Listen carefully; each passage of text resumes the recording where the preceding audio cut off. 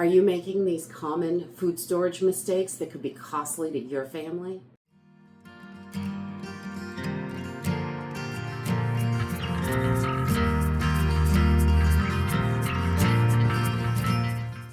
Hey everyone, welcome to Homestead Corner. I'm Ginny, and today I wanted to talk about common food storage mistakes that people make that can be so costly and dangerous to your family.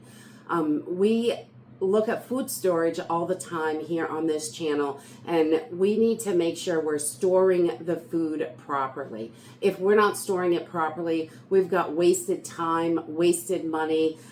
We may not have what we need when an emergency happens. And emergencies can be all kinds of things. It doesn't have to be the end of civilization as we know it. It can be lots of different things. It can be little, it can be big, and it can impact just you and your family, such as a sickness or job loss or something like that. It may be, just your area that has a flood or hurricane or something like that. Also, there are just so many different things that can happen, and we want to make sure we're ready for those emergencies and keeping our food storage so we know that it's safe and good and it's going to last the very longest is the best thing we can do, because it can save us money, time, and in an emergency when we really need it.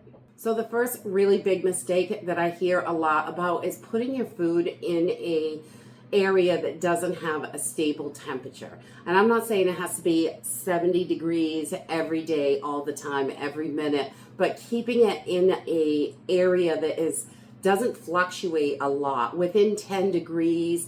And our food storage is in an area that runs about 60 to 65 degrees is the average temperature for our food storage, and keeping it cooler like that is going to help the food last longer. But when you have those large temperature swings, if you're putting it in the attic or the garage or someplace that doesn't have level temperatures, your attic can go from 30 degrees at nighttime to 120 degrees during the day. That is going to destroy your food, swinging back and forth like that. Also in your garage, it can happen in there as well. So I don't recommend those places unless you keep them heated and, keep the temperature pretty level. Like, we keep our homes pretty level. So we want to think about that. We want it to be in a pretty stable temperature range, so it is keeping the food the best that it absolutely can. Another food storage mistake that I see a lot of is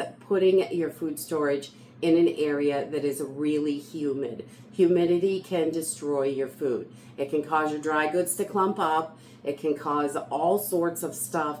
That clumping, when you get moisture in there, it can definitely make it so it grows mold and bacteria. We do not want that. You want to make sure those are stored in good containers, everything in your food storage, that it is completely sealed. Keeping a dehumidifier or those little humidity packs in your food storage is definitely helpful. You don't want your cans rusting or anything like that. When your lids popping off, when you get rusty lids on your home canned goods, those are going to get weak. They can rust. And also your store-bought foods, those canned goods can rust as well. And once they start rusting, you're going to be springing leaks and the food is going to be destroyed. And we do not want that. Another thing that is absolutely detrimental to your food storage is sunlight. It is so bad for your food. We need sunlight, but our stored foods do not need sunlight. The sun can change the texture, the color, deplete the nutrients. We don't want it wrecking our food. We work so hard on this food storage. We want it to be the most nutritious and most delicious that it can be. Another problem that can happen to us is using the wrong containers.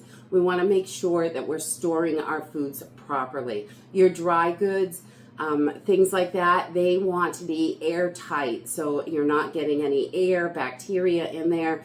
You want to make sure it's not getting humid, anything like that. So glass, Mylar, even you can get some airtight plastic containers, whatever it is that you want to use, but you want to make sure you're storing it properly. In our food storage, we also store potatoes and onions and things like that. And those you do not want airtight. You want plenty of ventilation for those. We like to hang our onions up because it works really well that way, especially the ones we grow in the garden. We can braid them up and hang them, and they get plenty of airflow that way. And potatoes as well. And you don't want to be putting your onions and potatoes in the same bin. That's not good for them either. So making sure that we are using the proper containers for the right kind of food storage is super important. Now, I know a lot of people love to dehydrate food. I do too. It is super important when you're dehydrating to make sure how you are storing that food once you get done with it. If it's something that you're going to keep on the counter and you want it a little bit pliable to eat, that's great. Dehydrate it like that. But if you are putting any kind of food into food storage and airtight containers to make it last longer term, you definitely want to make sure that is dried, crispy, cracks when you get done with it. You want to crack it and have it snap right in half.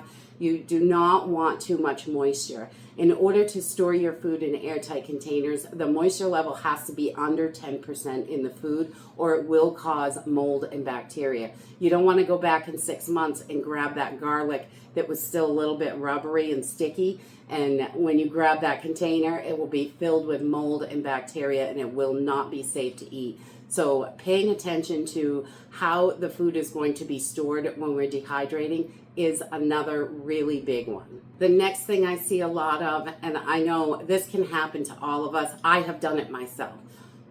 Don't store food that you do not eat. We want to make sure that we're buying foods that we like and that we're going to eat. We don't want to buy stuff just because it's a good deal. I have done that.